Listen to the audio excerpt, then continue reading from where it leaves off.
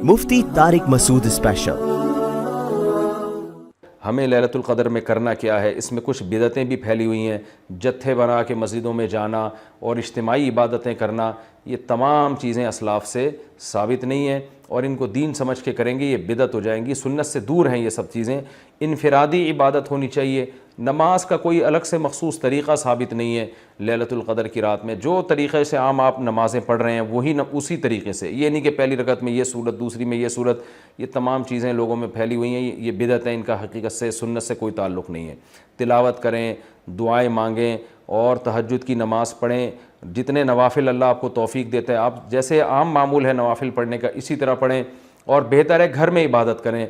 घर में अगर मुश्किल हो रही है तो मस्जिद में भी जा सकते हैं, लेकिन नवाफिल घर में पढ़ना ये मस्जिद में पढ़ने से ज़्यादा अफजल है। मस्जिद में शोर शराबा करना, लैलतुल क़द्र के नाम पे जत्थे बना के बैठना, फिर लैलतुल क़द्र की रात पे पूरी पूरी रात प्रोग्राम चलना मस्जिदों में, ये सब चीज़ें लोगों को इबादत से गाफिल करने वाली हैं। बयान भी होने चाहिए मुख्तसर, आधा घंटा हो गया, 1 घंटा हो गया, बाकी वक्त इबादत में लगाना चाहिए।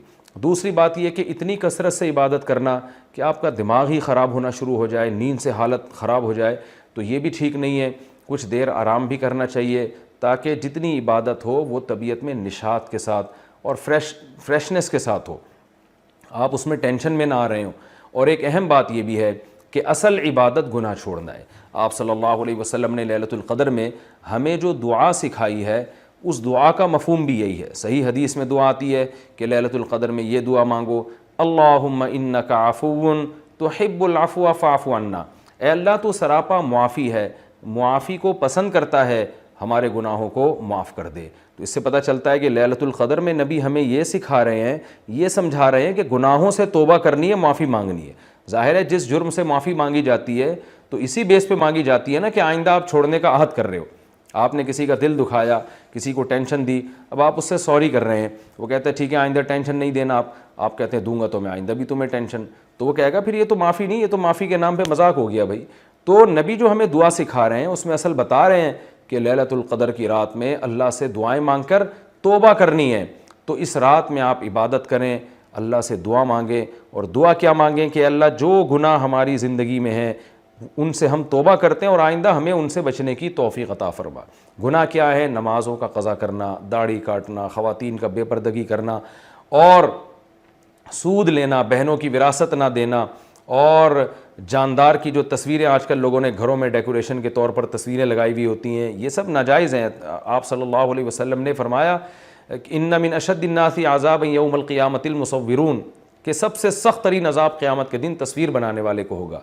डिजिटल कैमरे की तस्वीर में तो बहुत अच्छा खासा उलमा का इख्तलाफ है कि हमारी राय ये कि तस्वीर में दाखिल नहीं है, लेकिन जो प्रिंटेड तस्वीर होती है और किसी शरई उज़र के बग़ैर हो, एक तस्वीर किसी ज़रूरत से होती है, बिला वजह शोबाजियों के लिए अपने बाप दादाओं की तस्वीरें दीवारों पे सजाना, ये फ़ैशन हमारे यहाँ बनता चला जा रहा है। और जो बुत बने हुए होते हैं तस्वीर के नाम पे, वो भी इस्लाम में हराम है।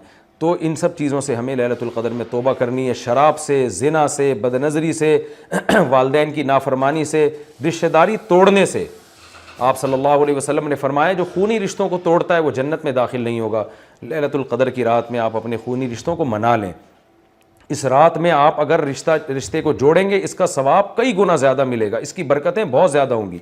तो इस रात में सदका खैरात भी करना चाहिए।